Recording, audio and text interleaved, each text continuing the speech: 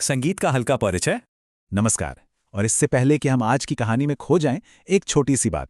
अगर आपको हमारी ये कोशिश पसंद आ रही है तो सब्सक्राइब करना मत भूलिएगा। चलिए अब शुरू करते हैं। ये शब्द हैं ऋषि कुमार के।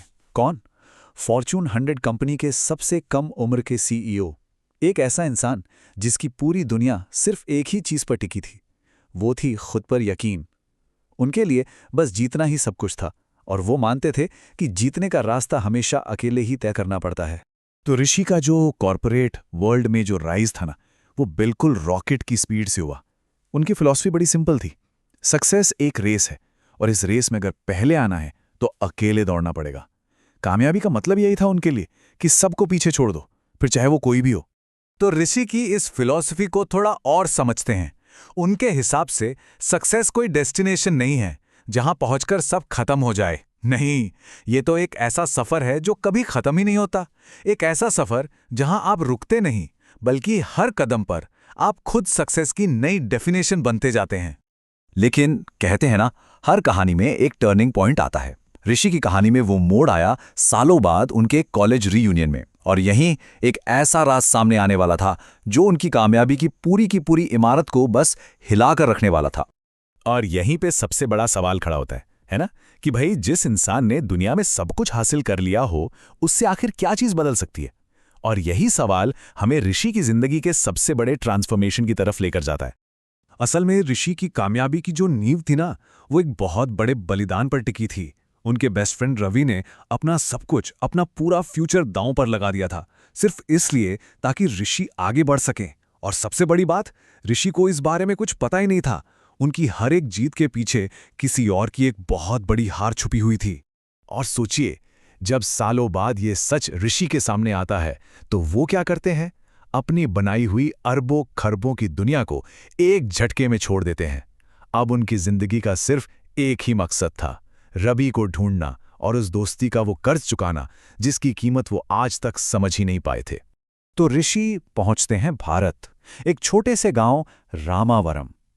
लेकिन यहां आकर उन्हें पता चलता है कि रवि वो तो एक बिल्कुल नई लड़ाई लड़ रहे हैं, एक ऐसे पावरफुल और करप्ट बिजनेसमैन के खिलाफ जो पूरे गांव को ही खत्म कर देना चाहता है। तो यहां पर ना दो दुनियाएं आमने सामने खड़ी थीं। एक तरफ था विवेक मित्तल का लालच जिसका कोई अंत नहीं था, और दूसरी तरफ था ऋषि का अपने दोस्त को दिया हुआ एक वादा। ये लड़ाई अब सिर्फ जमीन की नहीं रही थी, ये लड़ाई अब जमीर की बन चुकी थी। अब ऋषि के लिए ये लड़ाई पूरी तरह से पर्सनल हो चुकी थी। तो जब वो विवेक मित्तल से मिले, उनके इरादे एकदम क्लियर थे। कॉर्पोरेट वर्ल्ड के सारे रूल्स, सारी स्ट्रैटेजी, सब पीछे छूट गया था। अब बात थी तो सिर्फ एक दोस्त को दीवी जुबान की। और बस यहीं से ऋषि का असली ट्रांसफॉर्मेशन शुरू होता है। उन्हें यह एहसास होता है कि असली लड़ाई किसानों के लिए नहीं, बल्कि किसानों के साथ मिलकर लड़ी जाती है। असली जीत अकेले दौड़ने में नहीं, बल्कि सबको साथ लेकर चलने में है। एक सीईओ से किसान बनने का ये जो सफर था ना, ये बिल्कुल भी आसान नहीं था। एक आउटसाइडर से एक सच्चा लीडर बनने के लिए ऋषि ने उन गांव वालों की जिंदगी को सच में जिया, उनके भरोसे को जीता, और उन्होंने ये साबित कर दिया कि वो वहां सिर्फ उनकी मदद करने नहीं, बल्कि उन्हीं में से एक बनने आए हैं। और फिर आता है कहानी का क्लाइमैक्स। ऋषि एक प्रेस कॉन्फ्रेंस करते हैं, लेकिन किसी आलीशान कॉन्फ्रेंस रूम या 5 स्टार होटल से नहीं। वो खड़े होते हैं एक खेत के बीच में, और उसी मिट्टी से पूरे देश से बात करते हैं जिसे बचाने के लिए वो अपनी जान की बाजी लगा रहे थे। अपनी उस स्पीच में ऋषि ने समाज को वो आईना दिखाया जिसे हर कोई देखकर भी अनदेखा कर रहा था।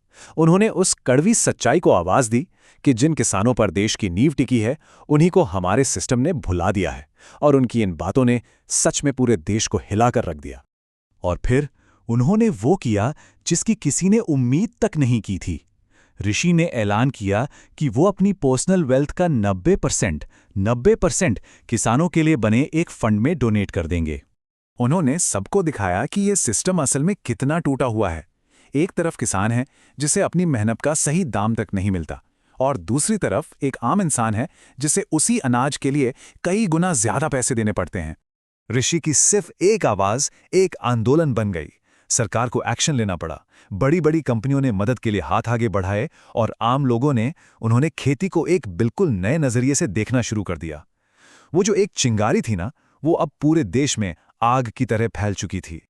और आखिर में जीत ऋषि कुमार की नहीं हुई। नहीं, ये जीत थी लोगों की, उस कलेक्टिव पावर की जिसे ऋषि ने जगाया था। ये उस आंदोलन की जीत थी जिसे अब कोई भी ताकत इग्नोर नहीं कर सकती थी। और इसी के साथ ऋषि के लिए सक्सेस की डेफिनेशन हमेशा हमेशा के लिए बदल गई। वो इंसान जो कहता था कि सक्सेस में कॉमास होने चाहिए, फुल स्टॉप नहीं, आज वो समझ चुका था कि असली सक्सेस अकेले की रेस जीतना नहीं है, बल्कि सबको साथ लेकर चलना ही एक खूबसूरत सफर है। तो ऋषि की ये कहानी हम सबके सामने एक सवाल छोड़ जाती है कि हम अपनी सक्सेस को कैसे डिफाइन करते हैं। क्या सक्सेस का मतलब सिर्फ पर्सनल अचीवमेंट है, बड़ी गाड़ी, बड़ा घर, या फिर इसका असली मतलब दूसरों की जिंदगी में एक पॉजिटिव बदलाव लाना है?